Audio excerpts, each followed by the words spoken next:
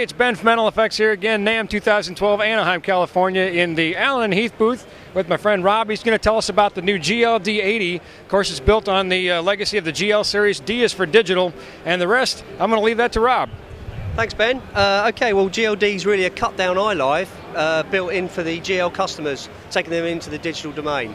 GLD's 48 input, 30 bus, 20 mix-out mixer. This is the mixer, unlike iLive where this is a control surface, this is the mixer. So all the DSP and some I/O is in the back of the GLD surface mixer here.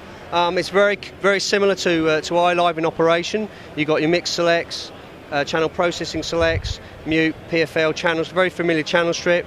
Multicoloured channel display here with drag and drop, easy control, so you can go into, if you follow it down here, strip assignment, you can drag in your strips in a kind of an iPad way very quickly and rapidly to set up your mixer before the gig. The I/O, there's some I/O in the back of the GLD. There's 4 mics, 4 lines, there's 4 line outs and some stereo line outs and some AES and SPDIF digital out. The primary I/O on stage is via D-Snake, which is Cat5 link, 120 meters, where you've got 24 mic line and 12 line outs on the 2412. And then you can expand up to an 8.4, giving you another 8 inputs and 4 line out. In addition to that, you can expand up to 40 mics via an additional Cat5 expander on the back of the Surface. You've also got a monitor port, Cat5, on the 2412, which is Aviom compliant for personal monitor applications. The mixer itself has got mixed configuration, so you can choose which groups, AUX, mains and matrix you need, and you've got 8 effects engines which are iLive from the iLive engine. That's pretty good. I tell you, we've obviously installed and sold a lot of the iLives and love those. I mentioned to somebody one time, I said, it's the first digital board that I like because it had a very analog feel to it. It was very comfortable and very easy to use, and this seems like a great expansion onto that. Okay, Ben. Well, am I ready to go? Yep. Okay, Ben. Well, the other cool feature about this desk is the drag and drop control strip setup. So, so what I can do here is just block select some AUXes, so 1 through to 6, say, and just drag them right down onto the strip, and then they're there, down onto the channel display. Let's do one more take of that, and I'm going to zoom in to the actual... Can you see the screen and this, can you? You might want to get further down, I don't know. Yeah, sorry. That's cool. There we go. Let's try that.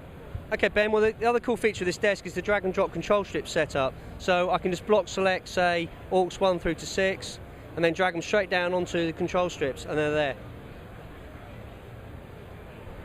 Cool. Do you want to run through some of the other board features? Okay. Like the things that you did with the, just the various... Okay, I can do that. Are you going to be all on the touchscreen, or are you going to be moving out to the board? Difficult to say. You want to start at the touchscreen and move out? Okay, cool. Okay, so we can select a channel strip, say input 10, and then we can touch straight into the compressor. You can drive everything on the touchscreen, or you can go up to the control strip just up here on the left and control the same things on the main control strip, just like iLive. So change to preamp, change to gate. Then if we switch to an AUX, we've then got the mix processing selection on touchscreen again. So you can go to GEQ, and then we can obviously flip that down to faders, so they appear down onto the control strips and then flip back out onto the mix position, mix setup that you're on. The 8 effects units from iLive have a similar view from iLive, so dive in there, you can got the SMR, flange, hyper bass, 2-tap delay, which are all ported straight from the iLive algorithms onto this platform. Sorry, ported from the iLive platform, algorithms are ported from the iLive platform onto GLD. EMT 250, Hall 480 for example. I/O patching is really simple. It's just plug and play, touch an I/O patch and then dial up whatever you want. Scenes and gangs, again, are pretty straightforward, so I can gang 4 inputs, apply that, and then those 4 inputs are all ganged, and unganging is just as quick. That's basically it, Ben. Just to recap real quick for all of our friends out there in TV land, how many total inputs and outputs can the board handle from this control surface? 48 input and 28 outputs. That's pretty robust and a small footprint. And again, one of the principal differences between this and the iLive is that unlike in the iLive where all the processing and routing is handled inside the mix rack, this is now all done inside the control surface. That's right. This is not just a control surface. This is a mix engine, and then you're spurring off over Cat5 to various I/O boxes. So the 2412 could be on stage. The next 8.4 could be 120 meters away on the other side of the stage, and then you can run a second Cat5 off to a third 8.4, so you're spurring off I/O wherever you want it. So remote I/O is really core, really key feature for the GLD. And 120 meters. Now, for those of us who are still stuck in the good old-fashioned U.S. way of doing things, a meter is 3.28 feet. Get out your calculator; you can figure that out. It's about 360 feet, I think. All right. Well, if Rob's wrong, it's not my fault. So, I mean, an excellent point you made. Not only this is great for live applications, obviously it's small footprint, easy transportability, but, think about like a house of worship. We have some IOs at the, front of house station where we can put maybe some wireless, some of our things that we're running there.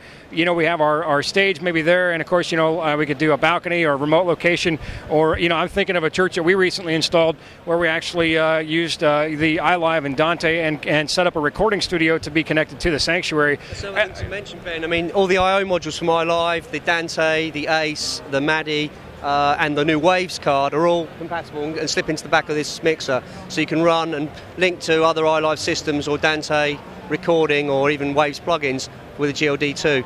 The other thing to mention is you've got USB playback and record 2-track, so you just slot a USB key into the top there, and you've got 2-track play on WAV, MP3, MP4A, and FLAC, and then you can record to WAV too.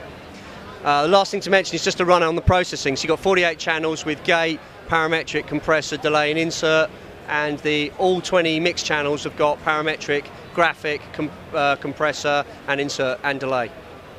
Wow. Well, day one at NAMM, and I think we're done. We should go home. I mean, this is we've seen it.